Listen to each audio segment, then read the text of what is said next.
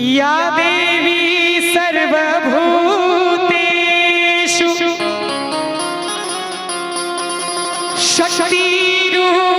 शक्तिरूपेण संस्थिता नमस्तस्यै नमस्तस्यै नमस्तस्यै नमो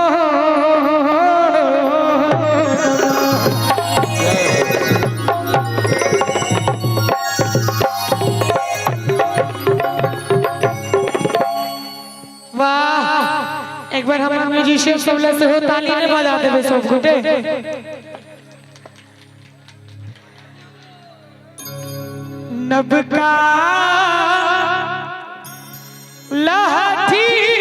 लो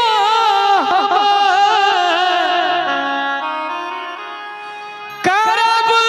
श्रृंगार हे जग जननी मैया कते गोटे गीत के सुनने छे कनी हाथ ठाड़ करियो तो सब चीज सुने हैं वीडियो है वाह अहू सुनने छिए अहू सब सुनने छिए ना ताली बजेबे ना हमरा संगे संगे जखन गेबै तखन ठीक छै नबका लहठी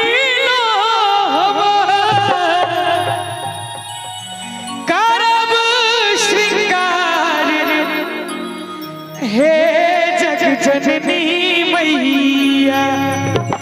और ताली बजा के सब गोटे हमरा संगे जगमग करतै आहा के दरबार हे जग जननी मैया जगमग करतै आहा के दरबार हे जग जननी मैया तब का लहठी लो करब श्रृंगार हे जग जननी मैया नबका लहठी लो करब श्रृंगार हे जग जननी मैया जगमग करतै आहा के दरबार हे जग जननी मैया जगमग करतै आहा के दरबार हे जग जननी मैया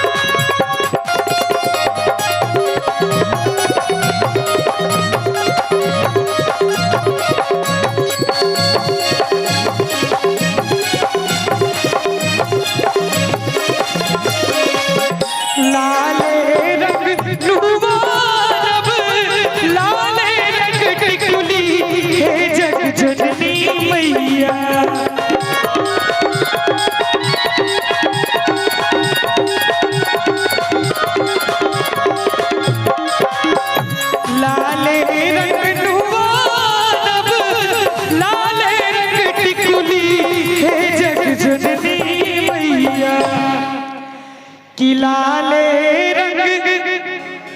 नूनबा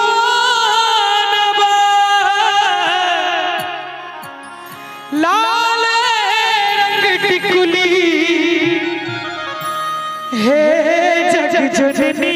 मैया लाले अरहुल के देवै हार हे जग जननी मैया लाले अरहुल के देवै हार हे जग जननी मैया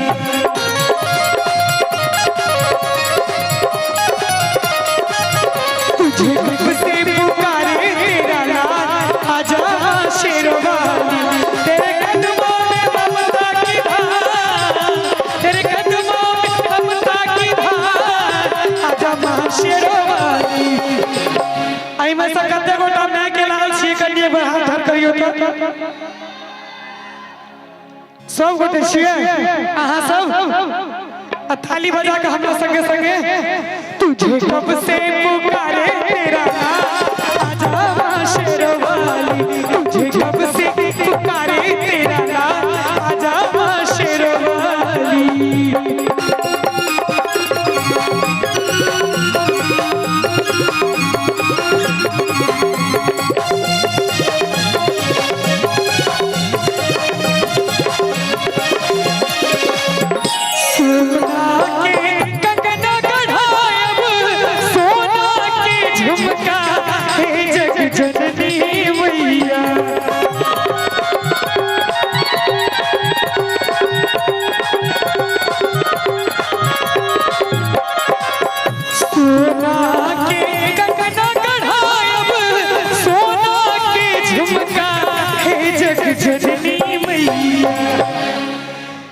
सोना के कंगना गढ़ायब, सोना के झुमका हे जग जननी मैया, और तई पर सोनूर के झनकार हे जग जननी मैया, तई पर सोनूर के झनकार हे जग जननी मैया। और अंत में आहा सौ कोट के दिशो मैया से कहबै आज झूली मैया बेटा प्रशांत हे जग जननी मैया।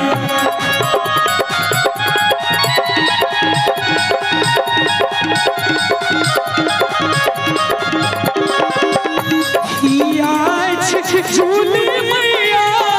बेटा प्रशांत हे जग जननी मैया की धिया झूली है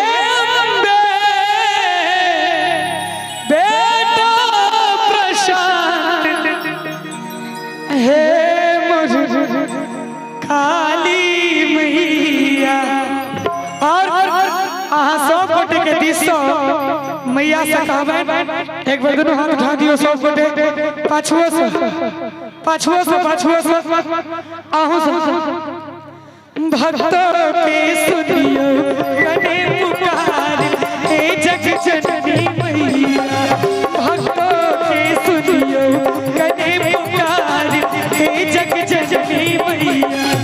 जगमग कर रही आपके दरबार हे जग जननी मैया, जगमग कर रही आपके दरबार हे जग जननी मैया, जगमग कर रही आपके दरबार जगमग करते आहा के दरबार हे मोर लक्ष्मी मैया।